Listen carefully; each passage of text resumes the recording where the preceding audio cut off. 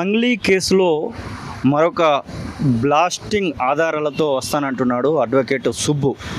మనం గతంలో చూసాము మంగ్లీ కేసుకు సంబంధించి బాధితుల పక్షాన నేను కొట్లాడుతాను అంటూ అడ్వకేట్ సుబ్బు దాదాపుగా నెల రోజుల పాటు బాధితులతో కలిసి తను ప్రెస్ మీట్లలో పెట్టడము, తర్వాత తనకు సంబంధించి పంజాగుట్ట పోలీస్ స్టేషన్లో కూడా తను ఒక కేసు నమోదు చేయించడం, ఇవన్నీ కూడా అందరికీ తెలిసినటువంటి విషయం. ఇక కొద్దిసేపటి క్రితం సుబ్బు ఒక ప్రకటన విడుదల చేశారు. ఆ ప్రకటనలో రేపు కొత్త ఆధారాలతో నేను బయటికి రాబోతా ఉన్నాను, ఈ యొక్క కేసులో మంగ్లీ ఉందని నేను పదే పదే చెప్తా ఉన్నాను, దానికి అనుగుణంగా కొన్ని ఆధారాలను నేను సేకరించాను, ఆ ఆధారాలను రేపు మీడియా ముందట బయట పెడతానంటూ సుబ్బు అయితే కొద్దిసేపటి క్రితమే మీడియా ప్రకటన మాత్రం చేయడం జరిగింది. తను రేపు కొత్త ఆధారాలతో మీడియా ముందుకు వస్తానంటూ చెప్పినటువంటి నేపథ్యంలో ఇది మరి ఎలాంటి ఆధారాలు తీసుకొస్తాడు, తను ఇంకొక విషయాన్ని కూడా దానిలో ప్రస్తావించడం జరిగింది. దాదాపు ఈ కేసుకు సంబంధించి 9 మంది చనిపోయారు, కేవలం మైక్రో ఫైనాన్స్ కేసు మంగ్లీ బాధితులే ఈ 9 మంది అని చెప్పేసి తను దానిలో రాసుకొచ్చినటువంటి సందర్భాన్ని అయితే మనం చూస్తూ ఉన్నాం.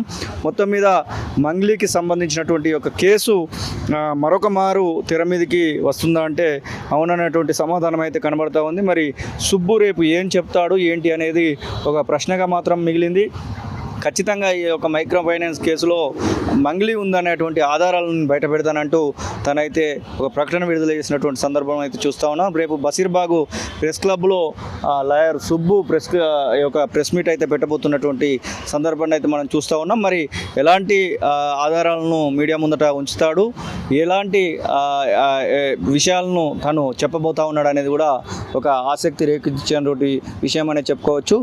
దాదాపు మంగ్లీకి సంబంధించినటువంటి ఇష్యూ దాదాపుగా గత 15-20 రోజుల నుంచి ఎక్కడ కూడా వినికిల్లో లేదు. ఇక ఈ యొక్క సందర్భంలో అడ్వకేట్ సుబ్బు పెడుతున్నటువంటి ఒక ప్రెస్ మీట్ పైన మాత్రం సర్వత్రా ఒక ఆలోచన మాత్రం రేకించే విధంగా మాత్రం కనబడతా ఉంది. మరి ఏం మాట్లాడతాడు ఏందనేది రేపు సుబ్బు పెట్టేటువంటి ప్రెస్ మీట్లోనే తెలియబోతా ఉందని చెప్పేసి మనకైతే అర్థమవుతా ఉంది.